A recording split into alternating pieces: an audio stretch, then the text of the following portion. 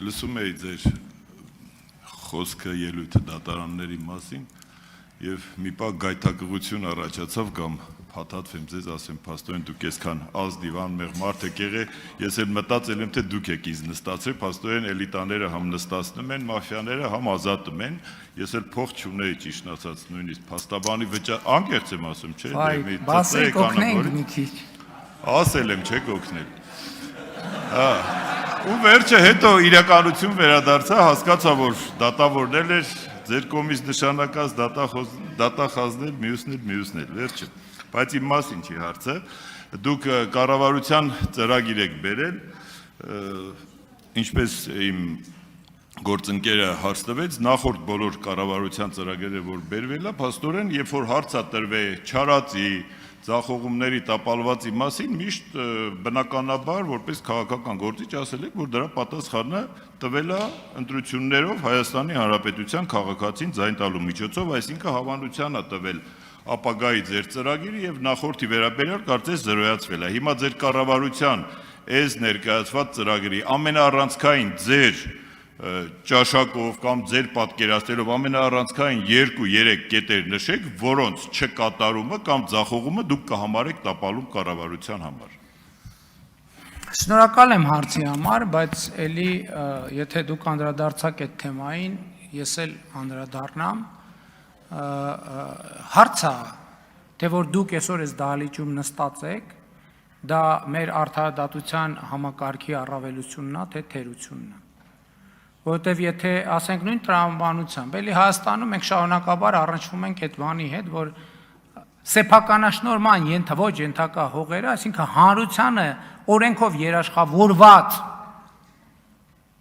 հողերը սեփականաշնորհում են։ Ուզում եք ասեք, որ ձրի է կարել այդ։ Եթե կներեք, ես չեմ ուզում էլի եմ ասում, որևէ այլ նկատառում ոչ էլ անձնավորված ընդունեք, բայց ես համարում եմ, որ այն դուք, որ հիմա այս դահլիճում նստած եք, այդ պրոբլեմ է։ Այդ նշանակում է Հայաստանում արդարադատություն չկա, որովհետև ինչքան կարելի է այդ անպատասխանատվության մթնոլորտը շարունակել։ Եվ դուք այս դահլիճում նստած եք եւ այս խմբակցությունում նստած եք, որովհետև համոզված եմ, որ այդ թվում գիտեք ինչի եք այդտեղ հայտնվել։ Որովհետև գիտեք, որ հենց այս շրջանակն է, որ ունի համապատասխան ձևերը գիտի, թե ոնց մարդկանց օգնի, որ նրանք պատասխանատվությունից խուսափեն։ Այստեղ սեթևետելու անհրաժեշտություն չկա։ Էլի եմ ասում, ես ոչ մեկին չեմ ցանկանում, այսինքն նկատի ունեմ անձնավորված նեգատիվ բան չունեմ ասելու։ Բայց այսօր դատախազությունը, ես չգիտեմ, դա ձեր ժամանակ ա եղել, ձեզնից առաջ ա եղել, ասենք 4 տարի չարչարվում է, որ Վանաձորի կենտրոնական զբոսայգին վերադարձնի հանրությանը։ Վանաձորից, Իջևանից, երեխեքից այգիները գողացվել են։ Երեխեքից մանկապարտեզներ են գողացվել, դպրոցն ես չեմ ասում այդ բոլորը դուք եք արել։ Դրա ես ճիշտն ասած ձեր գործի բանը էությունն ու բովանդակությունը չգիտեմ որ հիմա, բայց ինչքան մամուլում եմ կարդացել 60 հոդվածի հողը սեփականաշնորհվելու մասին է։ Գներեք դա հանցագործություն է։ Ինչ վերաբերվում է ծրագրին, ուրեմն էլի ուզում եմ ասեմ, աշխարհի պատմության մեջ չի եղել որևէ կառավարություն, որ իր ծրագիրը 100%-ով իրականացնի, ու չի լինելու։ Եվ առաջնահերթությունները ես նշել եմ, եւ էլի ցանկացած հարց,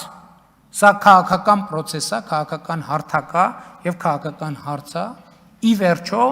այն որ պետքա դե յուրե գնահատականի արժանանա, պետքա դե յուրե գնահատականի արժանանա, բայց ի վերջո քաղաքական process-ը ունի մի դատավոր, այդ դատավորը ժողովուրդն է դատ անում, թե ինչի ինչոց է, դա խուսափելի, այսինքն ես նոր բան չեմ օրինում, դա նախկինում էլ գոյություն ունեցած եւ միշտ էլ եւ ժողովրդավարության անբաժանելի մասն է։ Արձագանք Կենտրոնական այգին ես եմ վերադարձրել, իսկական կենտրոնական այգին ձեր նախկին համակիրներից մեկից։ Շուտ եմ վերադարձրել ու վերանորոգել ենք, այսօր այդ կենտրոնական զբոսայգին լրիվ նոր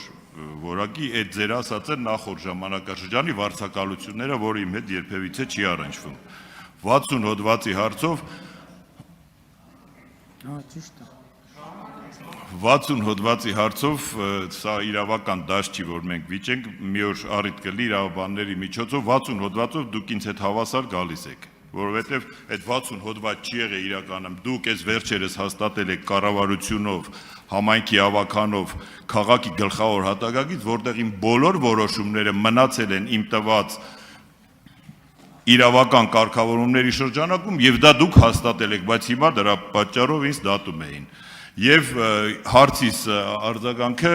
եթե կառավարության ծրագիրը դուք համարեք տապալված, ինչ եք պատրաստվում անել, որ նոր ինձ պատասխանեցիք։ Դուք իրավական, քաղաքական, ինչ պատասխանատվություն եք դուք ինքը ձեզ համար, որպեսզի այլ մեխանիզմներ չկիրառվեն կամ Բայց կներեք, ես եկել եմ կառավարության ծրագիր ներկայացնելու, ես հիմա պետք է ձեզ հետ քննարկեմ կառավարության ծրագրի տապալման սցենար։